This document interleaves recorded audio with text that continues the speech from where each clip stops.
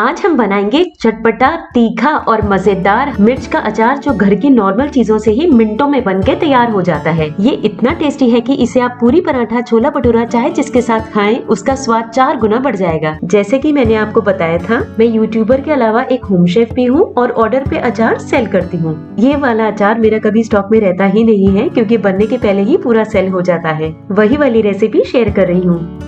Hello friends, Anita Mohan here. Welcome back to my channel खाजा सिमसिम। अगर आपको ये रेसिपी पसंद आती है तो इस वीडियो को लाइक और चैनल को सब्सक्राइब जरूर करिएगा। तो चलिए शुरू करते हैं। यहाँ मैंने 250 ग्राम मिर्च ली है जिसे मैंने अच्छी तरह से धो के 2 घंटे पंखे के नीचे सुखा लिया है। मिर्च में बिल्कुल नमी नहीं होनी चाहिए।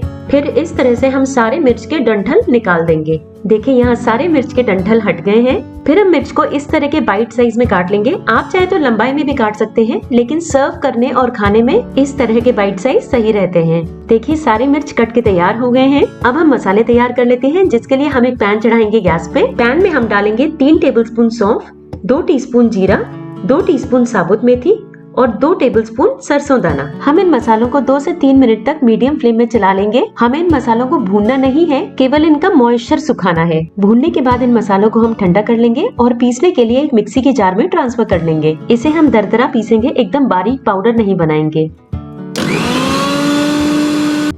देखिए ऐसा दरदरा पीसेंगे। इस तरह के हरी मिर्च के अचार में मसाला दरदरा ही रहता है। फिर हम उसी पैन में आधा कप यानी कि 125 ml सरसों के तेल को बॉईल कर लेंगे। बॉईल करने से ऑयल की सारी इम्प्योरिटीज चली जाती हैं, जिससे अचार का शेल्फ लाइफ भी बढ़ जाता है। बॉईल करने पे जब इसमें से धुआं निकलने लगेगा तब हम गैस बंद कर लेंगे और इसे ठंडा होने देंगे। फिर हम लेंगे एक मिक्सिंग बोल। हाथ और बोल दोनों सूखे होने चाहिए। बोल में डाल देंगे कटी हुई हरी मिर्च, उसमें डाल देंगे 1 टीस्पून नमक, आधा टीस्पून हींग, 1 टेबलस्पून कश्मीरी लाल मिर्च और 2 टीस्पून नमक। सभी चीजों को कर लेंगे मिक्स और फिर उसमें डालेंगे पिसा हुआ मसाला, उसे भी कर लेंगे मिक्स। फिर हम उसमें डालेंगे 4 टेबलस्पून विनेगर। विनेगर अचार को खट्टा तो करता ही है, साथ में प्रिजर्वेटिव का भी काम करता है। लास्ट में हम इसमें डालेंगे ठंडा किया हुआ सरसों का तेल। सभी चीजों को कर लेंगे अच्छी तरह से मिक्स। अचार बनके तैयार हो गया है, तो हम इसे बॉटल में भर लेते हैं। आप इसे तुरंत खा सकते हैं और 2-3 दिन के बाद जब इसके मसाले सेट हो जाएंगे तब इसका स्वाद और भी अच्छा हो जाएगा।